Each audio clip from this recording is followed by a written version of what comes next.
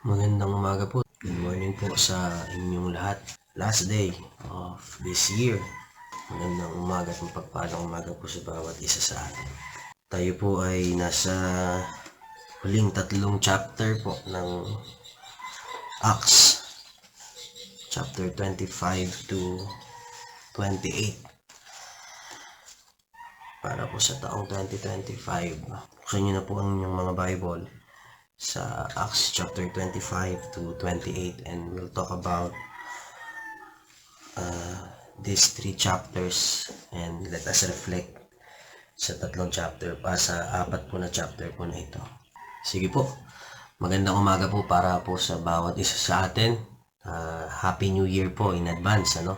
Bukas ay panibagong taon na, pero hindi pa rin po tayo hihinto sa paglilingkod sa atin pong Panginoon. Amen. Dahil po sa huling araw na to ng taon, we believe na hindi natatapos dito ang lahat. Meron pang kasunod at marami pa po tayong gagawin para po sa atin pong Panginoon. Sige po, tayo pong lahat ay manalangin. Let's pray. Diyos na dakila at makapangyarihan sa lahat, maraming salamat po for this morning, Panginoon. Sa araw na ito, Panginoon, ito po ay huling araw ng taon. And Lord, we praise you and we thank you, Lord, sapagkat hindi ka po nagkukulang, Panginoon, sa aming mga buhay. Never in our lives, Lord, na pinabayaan mo kami. Salamat, Panginoon, sapagkat alam po namin, Panginoon, na hindi kami nag-iisa. Palagi ka namin kasama at palagi mo, Panginoon, sa aming sinasabi, Panginoon, at pinapaintindi kung gaano kalawak ang inyong pag-ibig. Salamat po, Panginoon, sa mga bagay, Panginoon, na ginawa mo ngayong taon at sa mga bagay na gagawin mo pa, Panginoon, sa susunod pong taon. Alam namin, Panginoon, na magpapalit lamang yung taon, pero hindi pa rin, Panginoon, magbabago. Yung puso mo sa amin, Panginoon, yung pagmamahal mo sa amin, hindi pa rin yun magbabago. At kahit kailan na hindi ito magbabago, Panginoon. And Lord, we pray sa umagang ito, bangunahan niyo po kami, Panginoon. We ask for the wisdom of your Holy Spirit, from the Holy Spirit, Panginoon. And we believe, Lord, na kayo po, Panginoon, ang patuloy po na mangungusap sa buhay po ng bawat isa. Gabayan niyo po kami, Panginoon, sa umagang ito. Sa iyo po ang pinakamataas na kapurihan at pasasalamat sa dakilang pangalan ng aming Panginoong Jesus. Amen. Amen. Now, good morning po sa bawat isa sa atin. We are going to talk about this Acts chapter 25 to 28. Ano ba yung nilalaman nito at ano ba yung makukuha po natin sa apat po na chapter na ito. Ano po? Ang title po ng devotion natin ay Safely Arrive. Bago po ako magsimula, gusto ko po kayong batiin. Gusto ko po kayong batiin lahat na we have safely arrived dito po sa ating ikahuling araw ng taon. Napakadami nating dinaanan. Alak ng mga dinaanan natin dito, marami rin po tayong natutunan, marami rin po tayong mga bagay na gusto nyung i-apply sa mga susunod pang taon, lalo tigit sa paglilingkod po natin sa ating pong Panginoon. And I believe marami rin pong mga answered prayer na binigay at itinugon sa atin ng Diyos. At ngayong umaga, as we reflect, gamitin po natin yung Acts chapter 25 to 28. Ano ba yung meron po dito? Sa Acts chapter 25 to 28, makikita po natin dito yung journey ni Pablo, sa kanya pong pagpunta sa Roma. Dahil sa Acts chapter 23 to chapter 23 verse 11, doon po natin makikita yung pangako ng Diyos sa kanya na siya ay pupunta ng Roma. Sabi po ng 23:11, lakasan mo ang iyong loob, nagpatotoo ka tungkol sa akin dito sa Jerusalem, ganyan din ang gagawin mo sa Roma. So makikita po natin na lahat ng way papuntang Roma, lahat ng ways, lahat ng pamamaraan ng Diyos papuntang Roma, kung paano ginabayan ng Lord si Pablo papuntang Roma.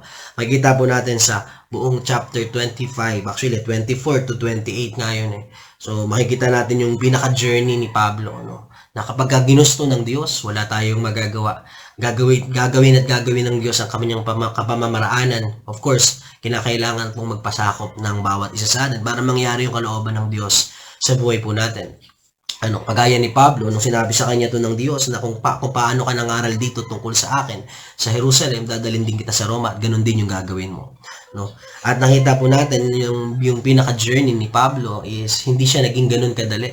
Kagaya ng mga dinaanan natin ngayon taon. hindi siya ganun kadali. At marami po tayong mga dinaanan.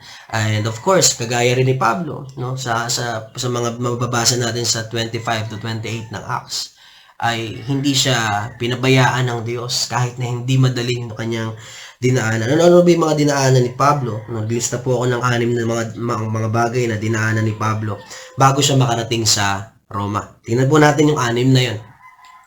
Natanggap niya ang assurance na pupunta siya sa Rome sa Acts chapter 23 to 11, Pero pagdating ng Acts chapter 24, marami na siyang mga pinuntahang mga actually 23 pa lang, marami na siyang mga paglilitis na hinarap, sa harapan ng mga gobernador ng Judea, which is si Felix, At pagdating sa 25, dito makikita rin po natin na nilitis ulit siya ng gobernador, pero hindi na si Felix yung naglilitis sa kanya sa 25, kundi si Festus na, yung pinalitan ni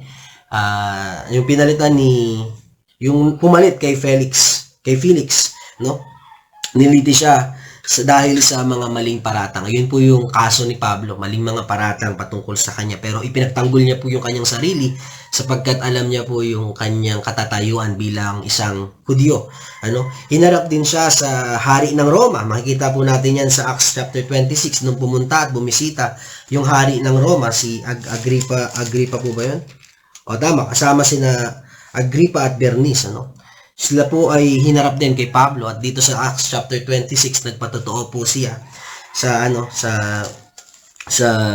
harapan ng mga high-ranking officials ng Rome, sa pagpunta nila sa pagdalaw nila kay Haring Festo, kay Gobernador Festo, At pagdating naman sa yung sumunod na nangyayari ay inabutan ng pagdating ng 27,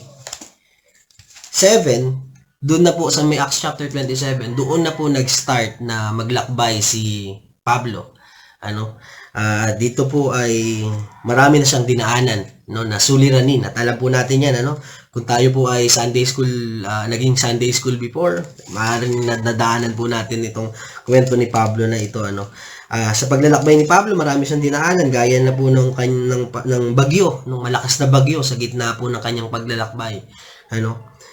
Dito po sa kanyang paglalakbay na ito, nakatanggap po siya ng reassurance na siya ay hindi mamamatay, walang mamamatay sa mga kasama niya.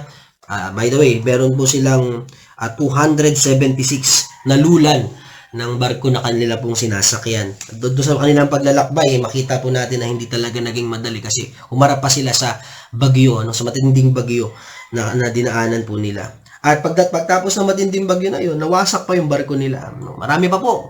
Grabe, yung roller coaster na kanyang dinaanan ni Pablo. Nawasak yung barko nila. Pero ang nangyari po pagtapos ng pagkawasak ng barko, sila ay nakarating sa tinatawag po na Malta, sa Acts chapter 28. At sa may 28, 1 to 10, doon po ay makikita po natin na pagtapos na sila ay makalagpas sa matinding bagyo, si Pablo naman ay tinuklaw ng ahas. Napakadaming dinaanan. Sa Acts chapter 28, ang sabi pa sa kanya ay, sabi dito sa may verse 3, si Pablo na may namulot ng kahoy at nang mailagay ang mga iyon sa siga, mula roon ay lumabas ang isang ahas dahil sa init. Tinuklaw nito ang kamay ni Pablo. Grabe, pagtapos ng bagyo, ahas naman ang tumuklaw sa kanya. Nang makita ang mga taga roon ang ahas na nakabitin sa kamay ni Pablo, nasabi nila sa isa't isa, tiyak na mamamatay ang taong ito. Nakaligtas nga siya sa dagat, ngunit hindi naman ipinahintulot ng ang katarungan na siya ay mabuhay pa. Subalit ipinagpag lamang ni Pablo sa apoy ang ahas at hindi siya na grabe, sabi ng mga taga roon, ang thinking nila, mamamatay na yung tao na to. Hindi nga siya nakaligtas nga siya sa apoy, sa bagyo, pero di naman siya makakaligtas sa tuklaw ng ahas, sa kamandag ng ahas. Pero ang daming dinaanan ni Pablo. Sa bagay po ng mga dinaanan ni Pablo papuntang Rome. Pagdating pa po ng Acts chapter 28 verse 11, Ang sabi pa po ng Bible ay nag-stay pa sila sa Malta. Doon po sa Malta for 3 months pa. Ano, grabe, bago siya makarating ng Rome, ang journey niya is parang nag-consume sa kanya ito, roughly 4 months, yung journey ni Pablo papuntang Rome. Grabe, no? Hindi siya ganun kadali. Ang dami niyang dinaanan. Ang dami niyang mga bagay na na hinarap, mga balakid na hinarap. At kagaya mo, kagaya ko, kagaya nating lahat, ano. Tayo po ay nakarating ng ligtas. Hindi dahil sa tayo po ay magaling sa biyahe na ito. Kung hindi tayo ay ginagabayan po ng ating Panginoon. Ano, nakarating tayo sa last day of this year at makakarating tayo sa 2026 ng malakas because we believe that God is with us and He will never forsaken each and every one of us. Ano, kagaya ni Pablo, si Pablo ay nakareceive po ng purpose galing sa Diyos na makakarating pa siya sa Rome. And we have this purpose in lives, no, in life na parang hindi pa pwedeng wala tayong gawin para sa ating Panginoon. At kagaya nga po ng madalas nating sinasabi, ano, na we are not alone in this journey. And inumpisahan po natin yung Acts chapter 1. Ako rin po yung nag-devotional.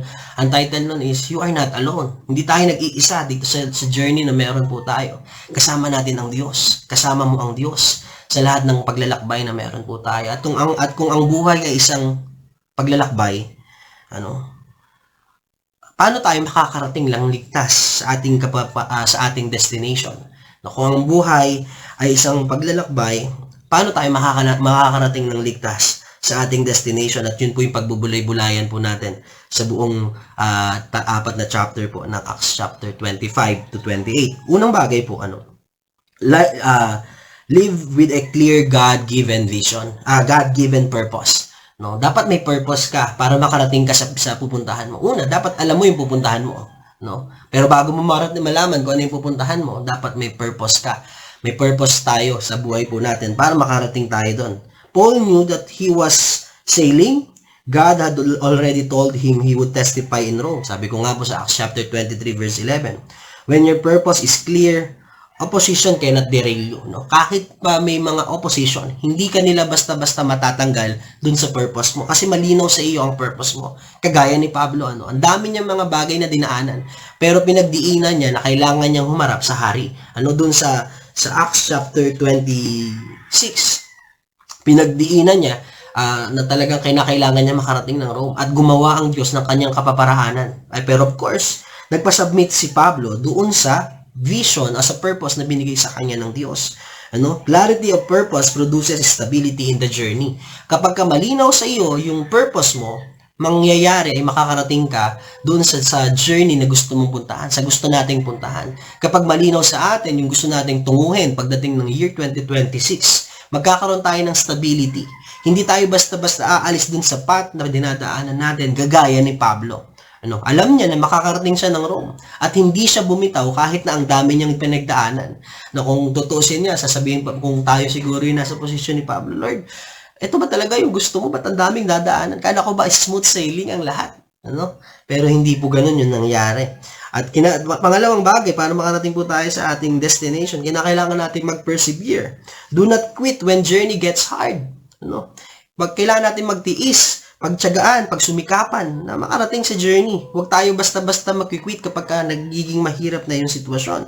Marami pong hinarap na delays. Si Pablo, no? Papunta sa Rome. Ang dami niyang dinaanan. False accusations, imprisonment, danger at sea, and yet, he refused to give up. Hindi siya basta-basta, ayoko nang gawin to, Lord. Dito na lang ako sa Jerusalem. Dito mo na lang ako ipakulong. Hindi po ganun yung ginawa ni Pablo. Hinayaan niya po na dalhin siya ng Diyos. Bakit? Kasi nga po, nagpasakop siya doon sa purpose na ibinigay sa kanya ng Diyos na mapupunta pa siya ng Rome. Sabi pa po, sometimes, those who arrive safely are not the ones without problems, but the ones who keep going. Yung mga taong nakakarating sa kanyang pinaroroonan, parang sabihan ng mga Pilipino, yung mga taong nakakarating sa kanyang pinaroroonan, hindi dahil wala silang hinarap na problema, Kung hindi dahil sila ay nagpatuloy lang sa paglalakbay. Bagamat may mahirap may mahirap silang dinaanan. Just like Paul. No, ang dami niyang dinaanan, pero nagpatuloy pa rin po siya. Quitting delays destiny. Perseverance moves us forward. Kailangan po nating magpatuloy. At kung ano man po yung nasimulan natin ngayon 2025, tuloy po natin sa 2026. Let us gear up to deploy. Kailangan po natin pong gawin yun. At pangatlo, expect storms and be spiritually prepared for the storm.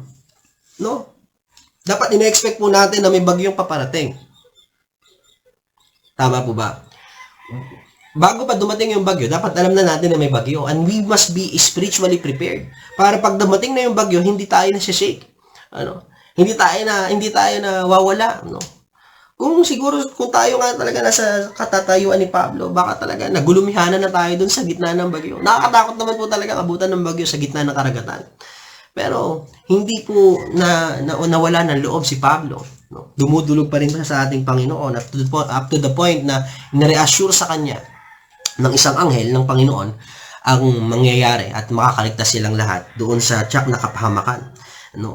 Preparation does not stop storms, but it keeps faith standing. Ang paghahanda ay hindi nangangahulugan na mawawala na yung bagyo. Pero dahil sa pananampalataya natin, numarman tayo sa bagyo, ay makakayanan po natin yun. At yun po yung journey ng buhay. Kagaya ngayong taon, ang dami po natin kinaharap, di ba po? Ang dami mong, once we reflect sa buhay po na meron po tayo ngayong taon, sigurado po ang dami natin kinaharap. Ang dami nating marirealize na, dinaanan ko nga pala yung taon. Pero we remain standing. Malusog ka, malakas ka. It's not because of your might, it's not because of your strength. It's because of God's strength na namubuhay po sa ating mga buhay. Na namamalagi sa ating pong mga buhay. At yun po ay kalakasan galing po sa ating Panginoon. That's why you are not alone.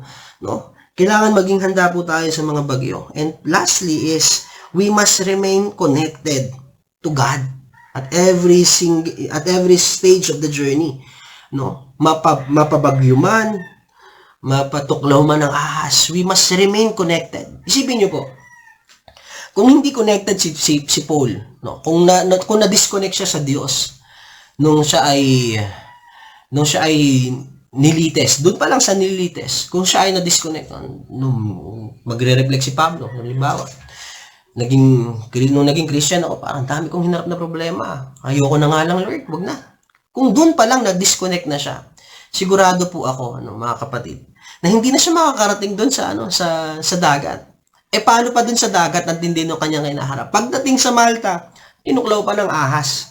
At doon po siya, namalagi pa ng 3 buwan. Nag-ministry pa po siya doon. Grabe, Kasi connected si Pablo. Hindi siya nag-disconnect sa Diyos. Kaya makita natin, kapag tayo ay nag-disconnect sa Diyos, madali lang nating iwanan kung ano man yung mga bagay na nasimulan natin. Madali lang nating iwanan yung purpose na ibinigay sa atin ng Diyos. Yung mag-win souls and make disciples, ang dali lang natin i-let go. Bakit? Kasi na-disconnect tayo dun sa path na gustong gawin ng Diyos. Bakit? Kasi nasunod tayo sa buhay natin. Nasunod yung sarili nating gusto at hindi yung gusto ng Diyos. But of course, we have this lesson. Meron tayong mga lessons na matututunan. And we hope and pray na gagawin po natin yung mga lesson na yun sa mga susunod pong kabanata po ng ating buhay. Mga kapatid, ngayong umaga, nakarating tayo dito ng ligtas. Sa punto, sa bahagi ng buhay mo na yan, ng ligtas. At yan po ay dahil sa ating pong Panginoon. And guess what? Anong ginawa ni Pablo nung siya ay nakarating na sa Rome? Pagdating ng Acts chapter 28, dito na po tayo mag-e-end.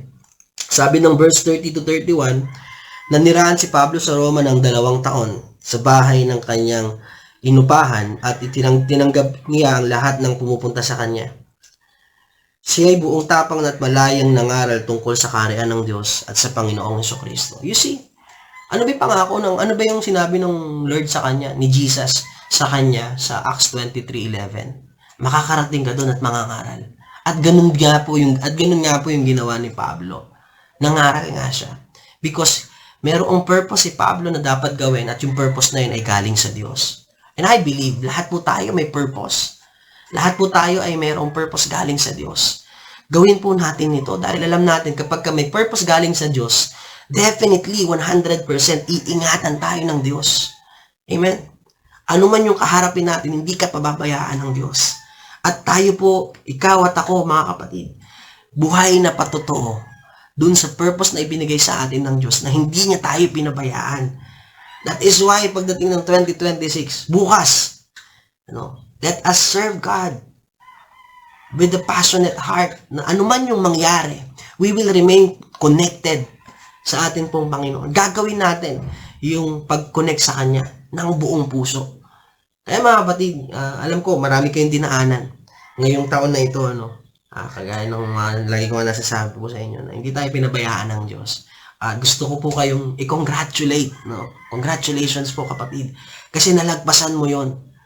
Nalagpasan mo lahat ng dinaanan mo. And hindi iyon dahil sa'yo. Dahil iniingatan tayo ng Diyos. Kaya natin nalalagpasan lahat ng yon. Kaya natin nakakayanin lahat ng suliranin. Kasi dahil yun sa Diyos na pinakamakapangyarihan sa lahat. That is why hindi ka nag-iisa, kapatid. Bukas pagising mo, sa biyaya ng ating Panginoon, sana mas lalo tayo mag-serve because we have this purpose, to win souls and make disciples, na ibahagi sa mga tao yung magandang balita ng ating Panginoon. Kung saan ka man naroroon, mapatrabaho man, mapaskwela man, sa loob man ng tahanan mo, gawin po natin yung purpose na ibinigay sa atin ng Diyos. And yung purpose mo, kung meron ka mang ibang purpose sa buhay, make sure na yung purpose mo naka-align sa purpose ng Diyos. Kung gusto mong mga ibang bansa, baka dun kung gawin yung purpose ng Diyos. Ipangaral mo siya. At I know 100% hindi niya tayo pababayaan. Kung meron man kailangan baguhin, dapat baguhin natin. Kung may kailangan mang ipaunawa sa atin ng Diyos, kailangan magkaroon tayo ng pusong handa umunawa.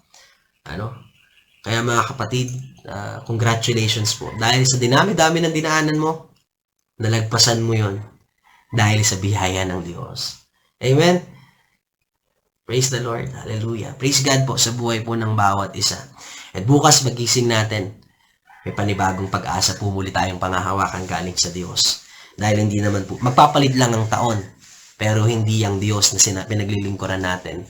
Siya pa rin yung magbibigay sa atin ng kalakasan. Siya pa rin yung mag-iingat sa atin. Magandang umaga po sa bawat isa. Tayo pong lahat ay manalangin. Diyos na dakila at makapangyarihan sa lahat, maraming salamat po for giving us this opportunity, Panginoon, na makarinig po ng inyong mga salita. Salamat, Panginoon, sa paalala mo sa pamamagitan po ng buhay ni Pablo. Na bagamat ang dami niyang dinaan ng pagsubok, Panginoon, papuntang Roma, pero hindi mo siya pinabayaan. Nakarating siya ng ligtas, hindi mo siya pinabayaan, Panginoon. At kagaya po ng buhay po ng bawat isa sa amin. Nakarating kami sa punto ng buhay namin ngayon, hindi po dahil sa sarili naming galing, sa sarili naming katalinuhan, kung hindi dahil sa iyo, O Diyos. Maraming salamat po dahil nakarating kami ng ligtas. At palagi kaming ligtas, Panginoon. Sa lilim, Panginoon, ng iyong mga pakpak, sa bisig, Panginoon, ng matinding pagyakap galing sa iyo. Salamat, Panginoon, dahil hindi mo kami pinabayaan. At palagi ka namin kasama at hindi mo kami, Panginoon, iniiwanan. Maraming salamat po, Panginoon. And Lord, I pray sa mga nanonood sa akin ngayon, Panginoon. Alam ko na marami rin po silang mga dinaanan ngayong taon.